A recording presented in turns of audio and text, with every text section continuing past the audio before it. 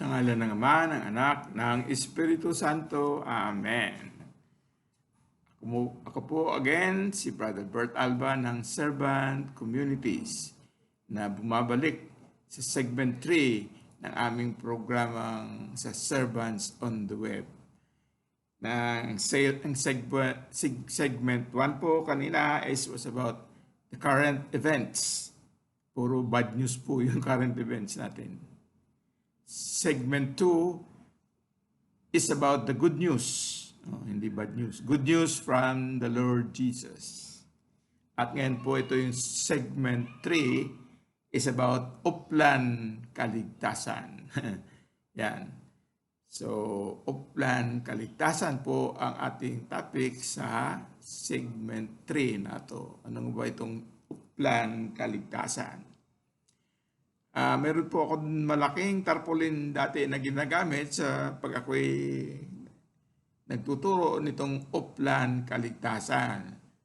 Hinahanap ko kanina, hindi ko na makita kung saan ko nailagay.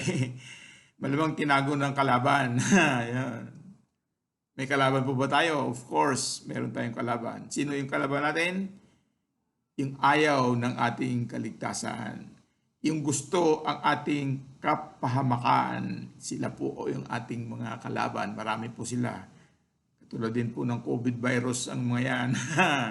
Kaya mag-ingat po sa mga kalaban ng ating kaligtasan. Para po silang lions roaming around, seeking the ruins of soul. Okay. Balikan natin po yung Uplan Kaligtasan na ito. Actually, meron kung wala akong tarpaulin na wala, meron man akong konting, yung maliit lang na chart. Kaya hindi mo nanalo ang kalaban. Tinago mo niya yung malaki kong tarpaulin, meron akong maliit. Total, hindi naman nyo, ito lang. Actually, kung ang title po nito is Servant Communities Organizational Structure. Didesign po ito ni Father Pulinar. So, nung pinipresent ko ito sa mga nakikinig, sa mga seminars namin na kinukonduct, pinapaliwanag ko ito, may isa pong retired military officer na part of the audience. At saka ang comment niya, sa amin, tawag namin yan, Uplan Kaligtasan. So, nag-stick po yung pangalan sa ulo ko. So, tuwing ako yung nagbibigay ng teaching na to, ang Servant Communities Organizational Structure na dinesign ni Father Pulinar, ang tawag ko dito, Uplan Kaligtasan. Kaligtasan sa Kaligtasan sa COVID. No? Uplan Kaligtasan is the holistic salvation. Holistic po. Ano ba yung holistic? The holistic salvation of man, body and soul, and his environment. So, holistic po. Hindi lang po yung salvation ng kaluluwa, hindi pa salvation ng katawan, salvation ng kapaligiran kung saan ang tao ay naninirahan dito sa lupa. Yun, holistic salvation. Yun. So, salvation of man, his body, his soul, and in his environment. When we say environment, hindi lang po yung kalikasan. Indeed, not only the rivers, the sea, and our forests. Yeah, that's part of kalikasan. But when we say kalikasan, when we say environment, we also mean the social environment, the economic environment, the health environment, even the political environment. So, salvation from all those environment. Bakit kailangan ka ba ng salvation sa ekonomiya? Of course, marami na pong gutom dahil sa COVID. Kailangan ba tayo ng salvation sa ating health? Of course. Kailangan ba tayo ng salvation sa ating social life? Of course. Entertainment life, and dami dyan sa entertainment, kung ano-anong programa, nakamalaswa na programa. We need salvation from those. Do we need salvation from our political environment? Kayo na po ang magsagot niyan. I know you know the answer. Okay? So, holistic salvation. Salvation of man, his body, his soul, and his environment. Yun. So, yan po ang napaloob dito sa overview ng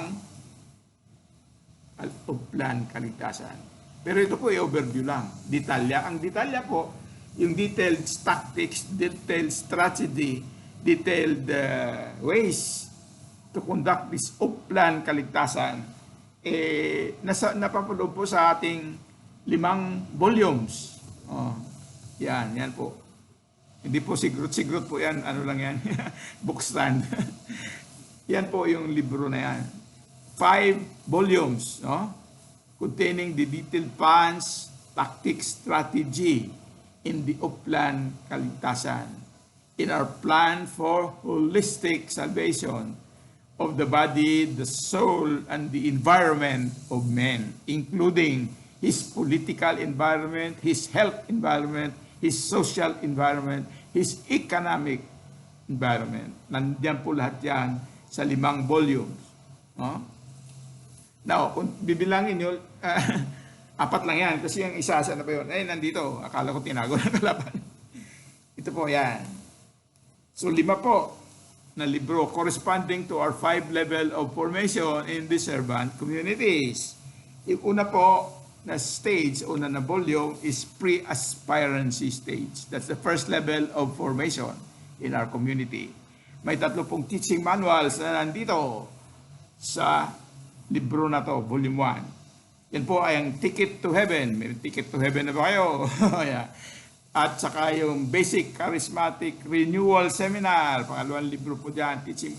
At saka yung pangatlo, Trinitarian Life in the Spirit Seminar. Ito po yung aming pre-aspirancy program in the servant communities. Part of the Uplan Kaligtasan. Ang volume 2 po is about aspirancy. Volume 1 is pre-aspirancy. Volume 2 is pre-aspirancy. Ano naman yung pre-aspirancy? Ano bang pinag-uusapan doon? Dito, ang pre-aspirancy po is about koinonia. Ano ibig sabihin ng koinonia? Koinonia is community life. A Christian life is a community life. There is no such thing as a lone ranger Christian. Me and my God, me and my God, that is not Christianity. Christianity is me and my God and my fellow men, community life. Dito po pinag-aaralan sa level 2 formation itong community life, koinonia. Sa level 3 of formation, the book 3 is about pursuer program. Ang pursuer program po is metanoia. Ano naman yung metanoia? It's a change of heart. It's a conversion from bad, ugly to good. Dito po, puputulan yung mga sungay ninyo. Kaya marami pong ayaw. Ayaw nitong program of formation. Kasi masakit po ito. Puputulin yung mga buntot nyo, yung mga sungay nyo para magbuka kayo ni Kristo. Hindi kayo maging mukha ng demonyo. Change of heart. Pursuer. Purgation program. So, ang level 4 ng formation is of pilgrim. So, pilgrimage. Dito po tinuturo yung operations of the gifts of the Holy Spirit. Ano ba yung gifts ng Holy Spirit? Yung 9 charismatic gifts. O yan. Ang mga nakapaloob dito ng mga teaching manuals sa programang ito sa Pilgrim Operation is number 1, growing in the powers of Christ. You want to have the powers of Christ? And dito po. And what is the power of Christ? The power of Christ is the 9 charismatic gifts of the Holy Spirit, according to St. Paul. Ano yun? Wisdom, knowledge, faith, healing, miracles, prophecy, discernment, tongues, interpretation of tongues. Marami pong hindi nakakaintindi nitong tongues at saka interpretation of tongues. Kahit na mga ibang pare ay meron ditong misconception. Akala na yung tongues ay galing sa demonyo, galing sa kalaban. Dito po maintindihan natin kung ano ba itong gift of tongues and interpretation of tongues. Pinapaliwanag po ng malinaw ni Father Apolinar. Okay? So, yan. Ang unang teaching volume na is yung growing in the powers of Christ. Tapos, mayroon pa isang teaching manual dyan sa loob. Live the Word and evangelize the world. Yan. Tapos, overview of the Bible. Tapos, search the truth. Yan. Tapos ano pa? Triangles for Christ. Yan, parang networking ito. Network system. May downline ka for Christ. Okay? And man and woman in the plan of God. So here we'll be talking about man and woman relationship in divorce, same-sex marriage, and nandito po, God's plan, man and woman in God's plan. Ang 5th volume po is the residency program. Diaconia. Ano ba yung isang diaconia? Ministry, service, servanthood. Yan po. Not lording over the people of God, but service. Those who like to be first should be the last. Yan po ang diaconia. So ang topic po dito, ang teaching manuals po rito ay knowing God's will. Jesus is Lord. Yan, dalawang. So, yan po ang binibigay kong overview. Hindi po naman natin matatapos lahat ng ito. Pwede ba natin lulunin yung 5 libro na yan? Mabubulunan po tayo. So, ang plano po namin is every Sunday, we will give you small bites of this program. Okay ba sa inyo? So, every Sunday, part of the segment of our servants on the web na program is small bites of this Uplan Kaligtasan. Okay ba sa inyo? Okay. So kung okay sa inyo, magtatapos na po tayo muna sa susunod na linggo na naman po tayo magkikita-kita muli. Diba? So meanwhile, you have to push the button there, the subscribe button, para po magdami ang aming subscriber. Growing in the power by growing as subscribers. Yun. So bago tayo po magtapos, siguro manalangin muna tayo. Tumulog tayo sa Panginoong Jesus. In the name of the Father, the Son, and the Holy Spirit. Amen. Panginoong Jesus, doon po sa segment 2, ay sinabi mo sa amin that it was you and your Father that revealed yourself to us. Kung ano man po ang hinahanap namin ngayon, kung ano man po ang problema namin ngayon, kung ano man po yung mga plano namin ngayon, ang sinasabi mo, idulog mo sa akin. So nandito po kami ngayon, Lord. Sabi mo pa, kung ano man ang problema mo, kung ano man ang pinangangambahan mo, maligaya ka, malungkot ka, nangangamba ka, kwento mo sa akin. So Lord, kaya kami nandito po. Kami po ay nangangamba. Nangangamba sa COVID. Marami po kami pinangangamba. Nangangamba po sa amin sa COVID. Sa pagkawala na aming trabaho. Sa sakit. Na wala ng ospital na pupuntahan. Lord, we have so many fears, so many anxieties. So we come to you, Lord God. What do we do? Ano po ba ang buting gawin? Ang sinabi mo po, Lord, kung kami ay handang makinig, if our heart is really ready to listen to you and to obey what you will say to us, then you will speak.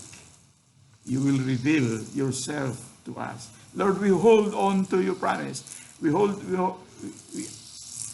your promise, Lord. Lord, we are ready to hear you. Our heart is ready to listen to your word. So speak, Lord. Speak. Your servant is listening. Yun na po. Lord, I am searching for you. I am searching for you, my Lord.